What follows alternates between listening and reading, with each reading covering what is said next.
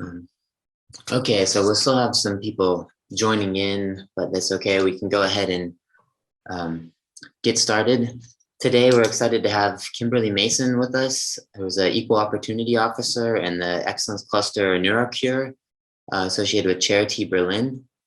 She's going to talk today about unconscious bias. Couple notes of during the talk. Just please mute yourself and engage respectfully in discussion. You can use the chat to ask a question or type Q and ask a question yourself. And also notes, we're recording this talk and we'll post it afterwards, but we won't record the discussion part. So we'll stop the recording for discussion. And with that, thank you for joining us today, Kim, and I'll hand it to you. You can share the screen and we can start. Okay, let me see. Well, thank you, Jacob, for the kind introduction and for the invitation to talk today. And thank all of you for joining me for this talk. It's exciting to see so many people interested in this topic. So the topic is unconscious bias in academia, challenges and paths forward. I'd like to give you a little bit of background about the perspective that I'm coming from. So as Jacob mentioned, I work as an Equal Opportunity Officer in a cluster of excellence called NeuroCure in Berlin at the Charité Universitätsmedizin. And our cluster has a research focus in the neurosciences, but we also have a kind of structural focus in recruitment. And the community that I work with or work for is most directly our PIs and newly recruited junior group leaders. But we also have a lot of interactions with postdocs and PhD and master's students in the neurosciences in Berlin. So part of my job, or one of the things that I do as an Equal Opportunity Officer in this community, is I give workshops about unconscious bias. And it's based on that experience, as well as my experience assisting with recruitment and, of course, the literature that I'll be speaking with you today. So what to expect from this talk? We'll start with some general points about unconscious bias, and then we'll delve more specifically into gender bias and how it manifests in academia and the STEM fields, so that's science, technology, engineering, and mathematics. And of course, we'll be looking at some problems along the way, but I'll also introduce you to some actions that are being taken or can be taken institutionally or by individuals. And I'll share with you some resources that we found especially helpful, as well as my references at the end of the talk, so you can see those. So what is unconscious bias? Well, the Oxford Dictionary actually gives a very nice definition of the bias part. They say it's an inclination or prejudice for or against a person or group, especially in a way that's considered to be unfair. The term unconscious bias as such comes out of the field of psychology, and it's related to another term you might have heard called implicit bias. And in a study by Greenwald and Banerjee in 1995, they found that contrary to our usual belief that our social behavior is under our conscious control, in fact, there's considerable evidence that our social behavior often operates in an implicit or an unconscious fashion, and that attitudes, self-esteem, and stereotypes have important implicit or unconscious modes of operation. So putting that together in kind of simple terms, we can understand unconscious biases as attitudes or behaviors that we might not be aware of that are favoring certain groups of people and disadvantaging other groups of people. So what do we know about unconscious bias, or what are some useful things to bear in mind for this talk? First of all, there are lots of different kinds of bias. My focus today is on gender bias, but if you look at Wikipedia, you'll see this long list of over 100 different kinds of bias. But they tend to share certain features in common. They are cognitive shortcuts, mental shortcuts that help us to quickly categorize information. And this is a really useful thing to be able to do because our brains receive about 11 million bits of information per second, but our cognitive capacity is limited to being able to process about 50 bits per second. So it's useful to be able to quickly or even automatically just categorize information so that we literally don't have to think about it. However, These shortcuts are based on attitudes and stereotypes that can be shaped by past personal experiences, also quite strongly by the cultures that we grow up in or the cultures that we're surrounded with now. And obviously media plays a big role. And stereotypes can be inaccurate. It can impair our objectivity and it can lead to poor decision making. Another thing that's important to understand about unconscious bias and that makes it very tricky to spot is that it can be incompatible with beliefs and values that we hold on a conscious level. So if unconscious biases are unfair, basically, we may think of ourselves as a very fair or tolerant person, and it may be very hard for us to believe that we actually have these biases. However, you can test them. There's a tool called the Harvard Implicit Association Test, also known as IATs, that allow you in the space of about 10 minutes to test your own bias in any number of different categories. And there are some examples on the right. So it could be gender and science, or your bias in relation to people with a disability, or in relation to race, etc. And a special hint, if you do the gender bias test, you'll probably notice that all gender identities can have gender bias because we're all, of course, absorbing stereotypes from the culture that we're surrounded by. It's important to bear this in mind so that we don't get into a kind of us and them mentality when we think about who has bias and who's affected by bias. More or less, all of us, to one degree or another, have it. Bias can also be directed at any number of different social groups. Again, our focus today is gender, but there could be other focuses as well. And if a person is a member of more than one underrepresented group, for example, a Black woman, that person is likely to experience bias in a compounded way, and that is known as intersectionality. That will not be the focus of my talk today, but I wanted to draw your attention to it because it's an important aspect of understanding unconscious bias. And finally, although it just starts in our heads, so to speak, it affects our behavior, the decisions that we make, the policies that we draw, and therefore it has real-world impact, for example, in the criminal justice system or the healthcare system, certainly in the workplace, in science, in academia. In order to explore that, I'd like to start with a quote from a recent paper from the journal Neuron, where the authors say, "While we expect that positions, awards, and grants in academia are based on objective measures, we must realize that these measures are systematically influenced by implicit bias. Are we working in a meritocracy, or are we just maintaining this illusion?" Objectivity, meritocracy, those are big ideals that we expect from science and academia. We strongly associate them with those fields. And for this reason, it can be difficult for some people to accept that there may be widespread bias in science or in academia. But the data is quite clear. In a landmark case by Moss Rakusin and colleagues in 2012, they investigated whether science faculty in particular exhibit bias against female students that could be contributing to the gender disparity in academic science. And they did this through an experiment where they sent application materials from a student or a lab manager position, or identical application materials, to over 150 science faculty members across the United States. The only difference between the materials that the faculty participants received was that they were randomly assigned a male or a female name, and the names they used were John and Jennifer. So what did they find? Well, the faculty participants rated the male applicant as more competent and hireable than the identical female applicants. They selected a higher starting salary and offered more career mentoring to the male applicant.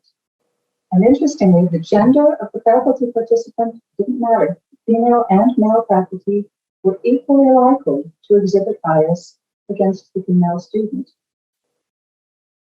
So since then, a great deal of research has been done on gender bias in different areas of, or how it impacts different areas of science and academia. Restate the point that that since this study in 2012, a great deal of research has been done in unconscious bias and gender bias in terms of how it affects science and the academic career. And the overall picture that you get from all of this research is expressed very well in the title of another recent Neuron paper by Lawrence and colleagues, Gender Bias in Academia, a Lifetime Problem That Needs Solutions. Indeed, gender bias spans the entire academic career, from the beginning to the end. You could even say that it begins before the career begins, when, as young people, we start to imagine or picture who a scientist is.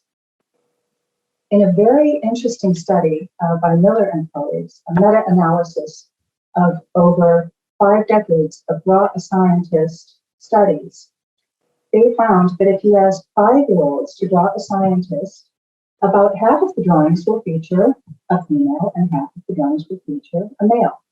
Now, I suspect these drawings I'm showing here are not actually from 5-year-olds, but you get the picture. However, what they found out was that children don't tend to associate science with men in any kind of noticeable way until they enter the school system and they are exposed to science as a subject. And then that association becomes stronger. And by the time you ask 14 and 15-year-olds to draw a scientist, they will draw men more than women at a ratio of about 4-to-1. And that preponderance persists then through adulthood. And this is quite a basic bias that some have speculated could be one of the reasons why fewer women even enter the STEM fields in the first place.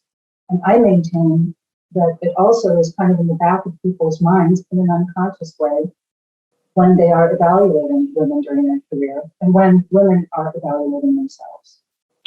So going back to our career path, gender bias can affect different points along the career in different ways. And the lists that I'm about to present will undoubtedly be incomplete. Nevertheless, here we go.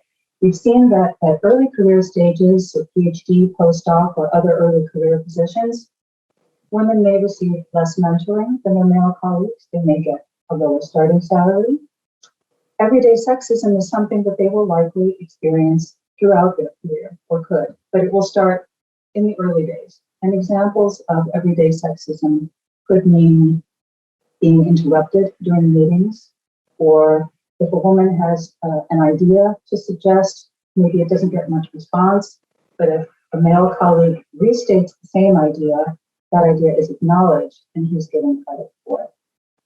Similarly, stereotypes are things that will accompany women throughout their career, but again, they start early on.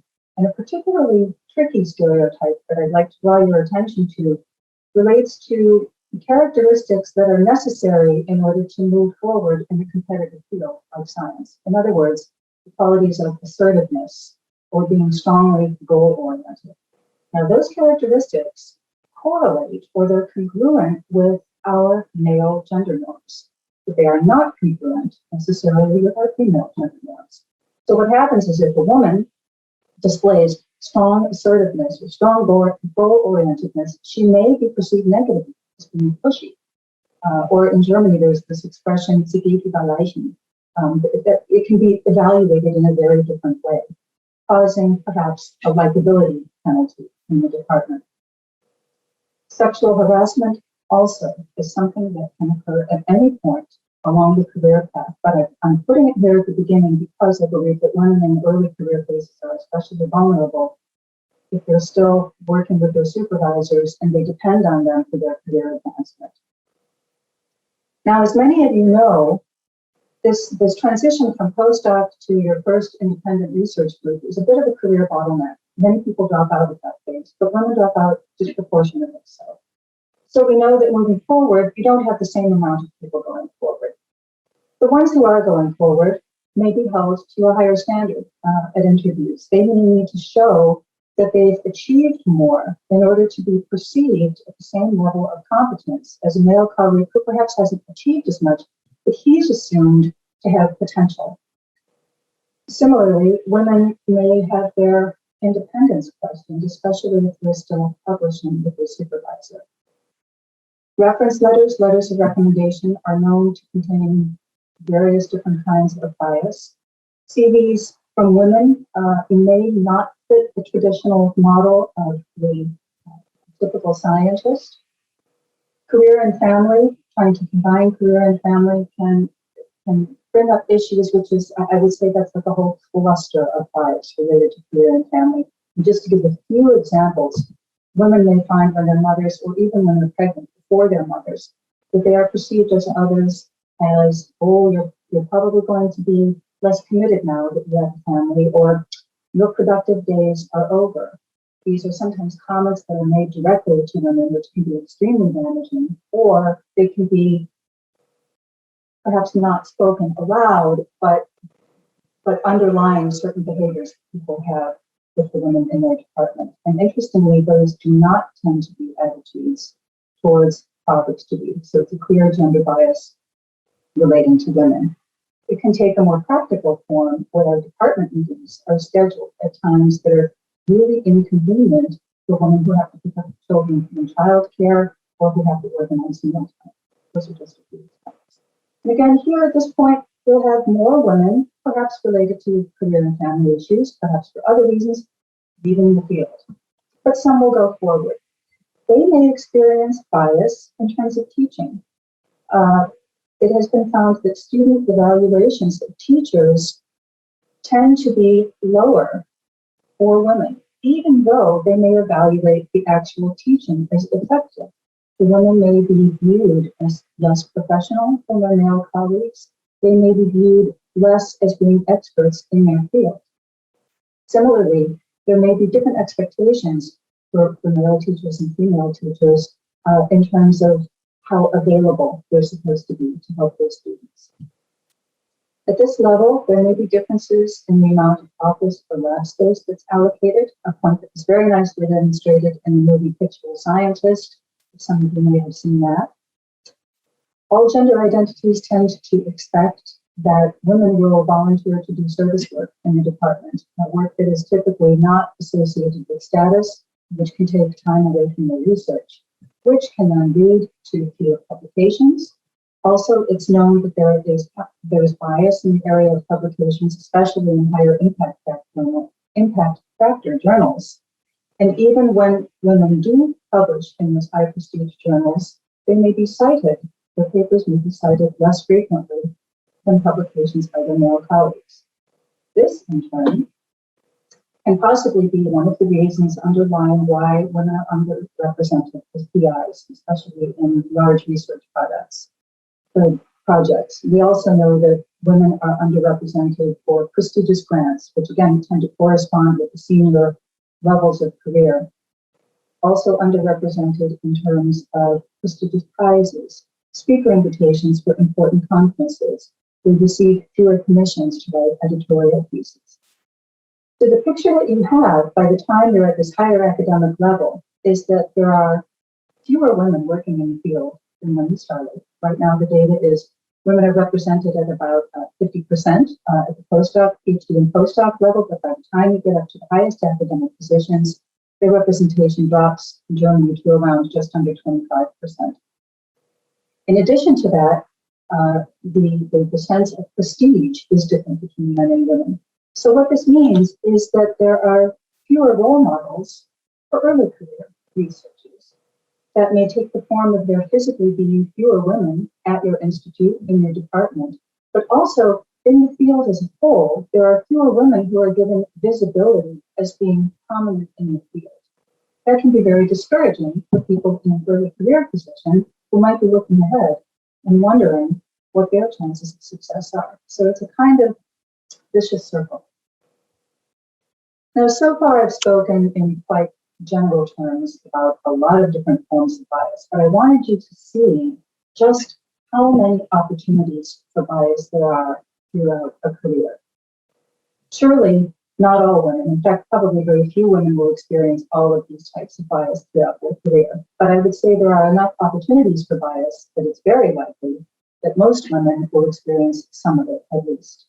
And apart from the impact of any individual instance of bias, we cannot underestimate the accumulative effect of instances of bias that can lead to greater feelings of uncertainty, can lead to stress, it can certainly lead to drag on your career advancement, and in worst cases, it can lead to dropout. But now I'd like to take a more detailed look at a couple of these points. There isn't time to look at all of them in detail, but a few we can. And I would like to look at the context of recruitment and at the application materials that are typically used to evaluate candidates, namely the CV, list of publications, and letters of recommendation. And I have chosen this context to look at because I think it's really interesting to see how opportunities for bias can cluster together so closely in those materials that are used for evaluation, and also how those clusters can happen at such critical points in career advancement, namely that gateway up to the next level. In terms of the CV, in Germany, perhaps in other countries, but certainly in Germany, there are certain traditional expectations of what a solid CV looks like. So even before you look at any other details, selection committee members want to see more or less that it's an uninterrupted progression up the career path. So you studied and then gone straight to your first job and your second job, etc. They also have a sense of what an average qualification or career phase is. And if a person is faster than that, that's generally viewed positively. Maybe that's a sign of special talent or special goal orientation. But if the qualification phases or the career phases are longer, sometimes that can create a bit of a question mark in selection committee members' minds. We also know in science that mobility is important. You can't stay at the same employer forever. You have to change labs, and it's preferred or it's looked on favorably if you move around internationally. So you gain other methodology, skills, you also expand your international network. That all sounds very reasonable. However, those expectations favor a male biography. Consider a mother. It's unavoidable that she's going to have to take some breaks and that certain things may be delayed. And that has absolutely nothing to do with her competence. She may have, for example, complications in the pregnancy. In Germany, the Mutterschutz law, the maternity protection law, expects mothers to stop working 6 weeks before the due date, up to 8 weeks after the due date. Most families choose also to stay home for a while after that to care for small children, take parental leave. And here, I must note that more and more men are taking parental leave and sharing that burden with women. Overall, women still bear the burden of caring for small children, which can be compounded by the fact that in Germany, it's sometimes very difficult to find childcare. This can lead to women re-entering their scientific career part-time, which again means that their time for research is spread out. It takes longer. It may not just be for children. There may be other family members that they need to care for. And although men may be taking on some of that responsibility, culturally, the expectation is that it's women who does that sort of thing. And again, in terms of mobility, although short stays abroad might be possible, even for families or mothers to organize, long stays abroad are pretty much incompatible with family obligations. Fortunately, there are some things that can be done to address this problem. Selection committee members have the option to take individual circumstances into account. And one way they can do this is by calculating the so-called academic age. So usually when selection committee members are trying to get a picture of the research productivity of a candidate, they look at the time since the candidate got their PhD and they see how many papers were published in that time. So if there was a break for caring for children or other family members, they can subtract that time and then look at the publication productivity in terms of the actual research time. That gives a much more objective picture of a candidate's productivity, and it also allows candidates to be more fairly compared to each other. However, that's only possible if individuals, if the candidates themselves, indicate on their CVs or maybe in their introduction letter that they've taken the time out. And I mean, be really specific about it with the month and the year, because that's the only way that the selection committee knows what kind of credit to give. So I realize that for women, this can be a sensitive issue. Some people may feel ambivalent about putting that information on their CVs because they might fear bias on the part of selection committee members if they know that these people have small children or children at all. However, you might consider the advantages that you get also by telling selection committees about your situation. Regarding publications, we know that publications are probably the most important measure of research productivity, and that first authorships and last authorships carry special weight. So bearing that in mind, are there gender-related differences in authorship? Or in other words, do women publish as much as men, given the proportion or the ratio of women working in the field? This is complicated, actually. The research suggests that as first authors, women are actually quite well represented relative to the number of women working in the field. However, across fields, across multiple studies, they show up as being underrepresented as corresponding authors, as senior authors. They're also substantially underrepresented as single authors and for editorial pieces or other invited papers, but also usually correspond to more advanced scientific positions. For example, in 2016, only 17% of news and reviews papers requested by Nature were from female authors. In terms of high prestige journals, high impact factor journals, women are generally underrepresented. Out of 39% female authors out there or possible, they're responsible for only 30% of the authorship in high prestige journals. But the odds are especially low, again, for senior authors. So what's going on? Why could this be happening? Some possible reasons include there does appear to be some editorial bias in relation to invited pieces like editorials. And Nature admitted as such in an editorial that they published, and they have since reviewed their policies and started to make some changes. But importantly, I did not find widespread bias against women authors generally. On the contrary, a number of studies indicated that women's chances of success are the same as men's chances of success in terms of, when they submit a manuscript, its chances of being published. It has been suggested that because women progress more slowly into leadership positions, that the ratio of first author positions to senior author positions may be different between women and men. But the biggest issue seems to be that across career levels, women submit fewer manuscripts than men do. At the more early career level, there was a study in the United States that surveyed more than 1,000 doctoral students at a university, and they found that male doctoral candidates submitted, on average, 5.8 papers. During the same time, in the same research community, the female doctoral candidates, on average, submitted 3.8 papers. And I'm referring now to the data on the right, the middle box, that's in the natural and biological sciences. But if you look to the far right, to the physical sciences, it's the same kind of discrepancy there.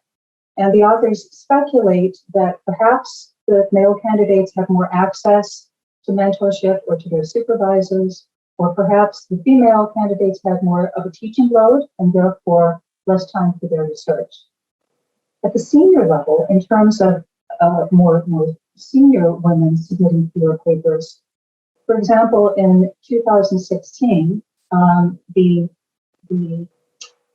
in the neuroscience area, only 21% of the neuroscience papers submitted to Nature were from female authors. And that's significant because at the time, the ratio of women in faculty positions was at 25%. So there's a clear difference between the number of women working in the field at that career level and the proportion of manuscript submissions happening at that career level. You may also have read or heard that during the corona pandemic, submissions from women dropped. So corona made the situation much worse, but the situation did predate the pandemic. Another possible reason for a low representation at senior authorship levels is that gender could be influencing negotiations or discussions about the positions on the paper, the authorship. In other words, women may be being offered fewer corresponding author positions, or they themselves may be asking for fewer corresponding author positions. But there are some things that can be done. For example, journals can certainly review their policies and increase female reviewers on their panels and increase their female authorship of editorial pieces. But I think within our own communities, there's a role for mentors to play here also, to be aware of submission and authorship discrepancies and encourage their female mentees accordingly. And I believe also that within networks of female scientists, this is a topic perhaps to discuss what your submission practices are, how you negotiate authorship, and see whether there might be something that you'd like to change. Another point on publications involves citations, which are a measure of scholarly impact.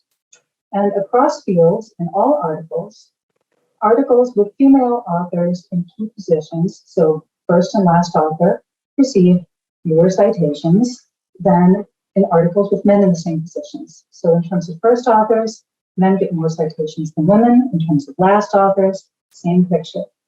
Similarly, the papers that are cited the most are ones with male authors in the first and last position, and the papers that are cited the least are the ones with female authors in the first and last position. And looking at the data in the lower right-hand corner here, that relates to the field of neuroscience, and those are averages from top neuroscience journals, where the proportion of citations for women for papers with female first and last authors is not only low, it's actually 30% less than you would expect, given the number of papers published in the field. So something is going on. And it turns out that citation practices skew the metrics in favor of men. Men undercite women scientists relative to male scientists. The rates of self-citation are higher with men in the last 2 decades by a ratio of 70% even. And in articles with men in the first and last author positions, those are the ones that are most likely to use what are called promotional words in the title and abstract. And it was found that using those promotional words actually associates with higher citation. And this is my favorite fun fact of this section. One of the most common promotional words used is the word novel, followed at a different distant second, third, and fourth by unique, promising, favorable. And greater use by teams with female authors is supported. So interesting. Actions that can be taken to make improvements in this area. Authors, you can be more aware of the gender of the authors you cite. Basically, what that means is making a bit of an assumption based on an author's first name. But you can also put your reference list into an algorithmic tool called CleanBid that will analyze the gender balance of your reference list, also looking at first authors and last authors. And you can then decide whether there's something that you want to change about this. I realize it's not always easy just to change your citations. You really have to look to see whether, for the point that you want to make in your manuscript, there is perhaps more than one reference available, and perhaps it's possible to cite female-led research. Authors and institutions can also promote or self-promote women-led research more. And I am not suggesting that women necessarily start wildly citing themselves. That's a complex topic, and I don't want to suggest that.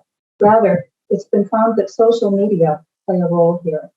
Twitter, for example. Also, newsletters that are put out by institutions can do better about putting into the spotlight female-led research. And another interesting point that was made is that visibility of female scientists generally could be playing a role in who comes to mind when people are thinking about references that they're looking for on a certain topic. And in this sense, conferences can pay more attention to the gender balance of speakers. They can include more women to put them into the spotlight. And I would add to that that even in your own institutes, you can pay attention to your seminar series and make sure that there's a good mix, a good diversity and balance in the speakers that you feature. Letters of recommendation. This is a very entertaining topic, and I recommend that publication by Trix and Senka. Letters for women tend, on average, to be shorter than letters for men. They contain fainter praise or fewer ringing endorsements. So, for example, a writer might say, "I'm confident she'll do a good job," instead of saying, "She's the best person for the job." Letters for women are twice as likely to contain what are called doubt phrases. So this could be, for example, negative language like, "She has a challenging personality," or irrelevant information that could lead a selection committee to wonder if the reviewer simply had nothing positive to say, so they said something irrelevant. Or it could be comments that more specifically plant seeds of doubt, such as, "Although she doesn't have a lot of leadership experience, I'm sure she'll be fine once she gets started."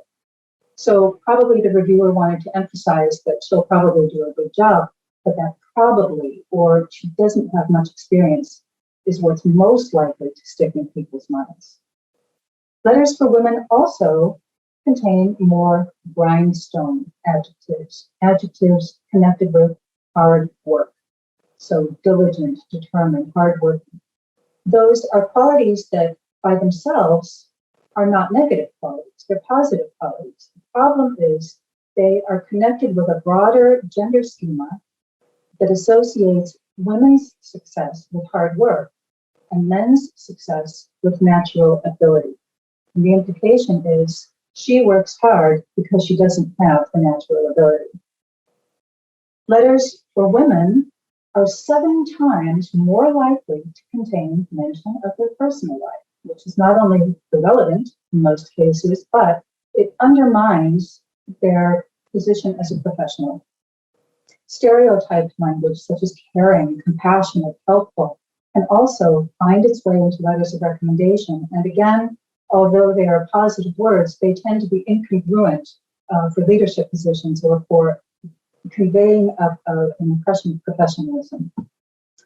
And in a very interesting fact, possessive pronouns, they're binary possessive pronouns, his and her, they are brought into connection with certain objects. For women, it tends to be her training, her teaching, her application for the position.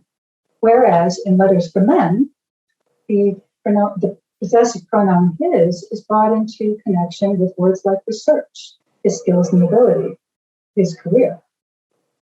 Letters for men contain more references to publications. Letters for men contain multiple references in the same letter to research. Letters for women and men tend to equally contain at least one mention of the word research. The difference is that it's repeated again and again in letters of reference for men. Similarly, multiple repetitions are made for standout adjectives such as outstanding, unique, superb, etc. And again, here, those same adjectives will show up in letters of recommendation for women, but just not as repeatedly. Some things that can be done. Reference writers, you can read up on common traps of gender bias in reference letters. There's information out there, and I'm showing you an example of one handout from the University of Arizona that I like, but there are others that are very good as well, that can show you some typical traps and give you quick suggestions about how you can do it differently. There's also such a thing as a gender bias calculator for letters of reference, where you can plug the text of your letter into this calculator, and it will show you in a matter of seconds the female associated words and the male associated words in your letter, as well as how many times you've used those words in your letter. And in a completely different approach, some institutions or organizations are saying, these letters of recommendation can vary so much, we don't even want to deal with them any longer in that form. We're going to ask referees to rate candidates on a scale in certain areas. So there are different approaches. So in summary, we've covered quite a bit of ground here. We've seen that gender bias can affect every stage of the career. We've looked more specifically at how it can affect recruitment and evaluations in lots of different ways, and also seen that targeted actions by institutions or individuals can help to level the playing field. But there's one important action that we can all take to reduce bias in academia and STEM. Maybe you've guessed it. we can continue raising our awareness. And I say continuing because I strongly believe that it's through repeated exposure to this idea that people really start to get it and that they really start to see in their everyday life how it's working. There are many materials that you can consult, articles, talks like this one, workshops, games. And for selection committee members, there are very good short handouts or animated films, or films like this one from the Instituto Cerca, Recruitment Bias and Research Institutes. We use this, we've had good experience with it. The ERC also uses this with their selection committee members. It's a short, to the point dramatization of typical pitfalls and also how you can stop yourself if you catch it and do it better. We also do a workshop in our community, as I mentioned at the beginning, based on the wages workshop activity for gender equity simulation. That's a workshop that was created in the United States at Penn State University that you can buy and do as a workshop in your own community, and that's what I do. I've built my own style of workshop around this game, which is also available to other people to do as well.